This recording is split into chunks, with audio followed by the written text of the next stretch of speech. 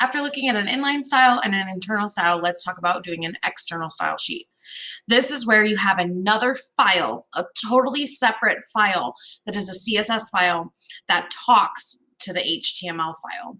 This is very similar when we're in CodePen, because when we're in CodePen, the HTML box and the CSS box are totally separate from each other, right? So when we do this, we have an HTML box and CSS. That's kind of like having two files, an HTML file and a CSS file, and they're talking to each other. You're calling upon the header, and even though the header doesn't exist in the CSS coding, it exists over in this HTML coding, and they're working together to stylize. That's essentially what we're going to do next.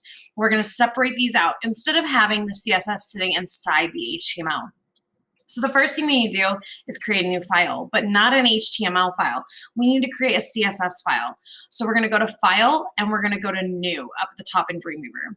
This time, instead of choosing a document type of HTML, we're going to choose CSS, and we're going to hit Create. This will create a totally different looking file because it doesn't have a split view or a live view, because we just code CSS in here. And you can see that we're even telling the computer what kind of coding we're going to be using. We're then going to go ahead and save this, because right now this file has not been saved on Title III, and that means the computer can't find it and it can't connect it to HTML file. So we're going to go File, Save As, and we're going to make sure we are in the same folder as our style sheet examples HTML. So if you're not naming things correctly, you're picking your own names and you're picking your own things, you're not going to be able to find your files. So I have my style sheet examples HTML file. That's the one I've been coding in. And then I'm going to save it right next to it as example underscore style sheet. And actually, I'm going to put example underscore external underscore style sheet. Again, no spaces, no caps. And I'm going to go ahead and save that. But what's interesting is when I save this, because it's already a CSS document, it's going to give it a file extension of .css at the end. So notice this is a .html, this is a .css. That means there are two different file types. One's an HTML file coded in HTML, one's a CSS file coded in CSS. We then need to connect them, because right now this can't talk to this one. So for instance, if I call upon the H1, and let's go ahead and do it. If we call upon the H1 and we want to give it, let's say, a font style of italic, and we then save it, Control S to save or File Save, you'll notice that if we go to style sheet examples.html here up at the top, they're not italic, because this file is not talking to this file. So it doesn't know to grab that style and bring it over and apply it. So we need to make them talk. Now, the question is that going to occur in the head tag, the linking of the two files, or is it going to occur in the body tag? Is it something that the user that will show on the page for the user, or will we just see it manifest on the page? Will we just see the results of it on the page? The link to the style sheet is not something that they physically need to see. It's not text, it's not an image, it's not a table, it's not a video, so it's not going to go in the body.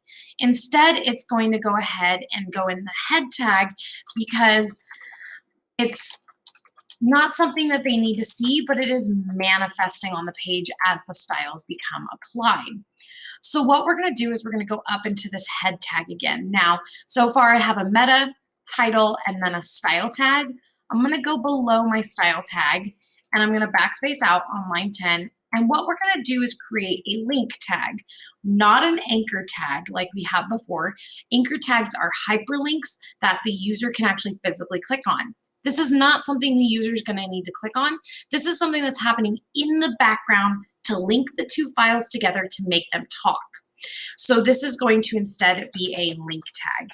This link tag is not going to have a closing tag. It's just a standalone tag. So I'm going to go ahead and put the backslash at the end of it inside the parent tag. We then need to tell the computer two things about it. One, where do I find it? Like, what is it called and where do I find it? Two, what am I linking? Because you can link more than a style sheet. You can link different preloading things, pre-connections, a licensing, an icon, authors, all these different things are things you can link, but we need to tell it that we're linking a CSS style sheet.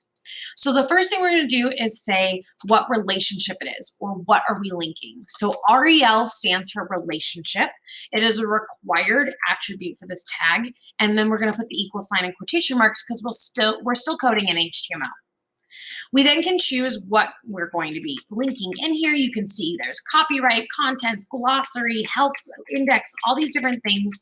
We want to bring in a style sheet. So you can either type style sheet or use your arrow keys to pop down or scroll down, whatever you want to do. But your relationship is going to be a style sheet relationship because we're relating to a style sheet. Then you're going to see a very common attribute that you've used before, which is href, which is a hyperlink reference. And that just means where is the computer going to find this? You'll see that the second you do an href, if you saved your files correctly and they are sitting side by side, you're going to see the example external stylesheet.css pop up. You have to type the name exactly how you saved it. So whatever it says right up here, the whole kit caboodle all the way through .css has to be typed like correctly, spelling and everything, or it will not work. And then once you do that and you link it in, you should then be able to start seeing some changes. Now, let's test some things out real quick. So I'm going to go ahead and I'm going to first see that the change that has occurred is now underneath style sheet examples. I have a source code and I have 2 example external style sheets. If I click this, it will take me in the code view to that style sheet. And if I click the other one, it'll do the same thing, but it'll have issues. Here's the thing. Sometimes Dreamweaver wants to link it twice.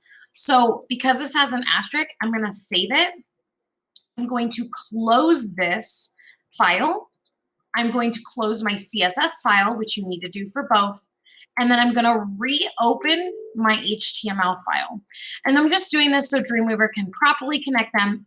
And since they're connected now, I don't need my CSS file open anymore because as you saw, I could code it right in there. So I'm going to go ahead and open my style sheet examples back up. You'll see the italicized becomes applied because it's now readjusted and brought it in. And I now have what's called a source code, which is your HTML code, and an example external style sheet where I can code CSS without having to have another file open. So I have my source code and my CSS, and now I can see these things being applied.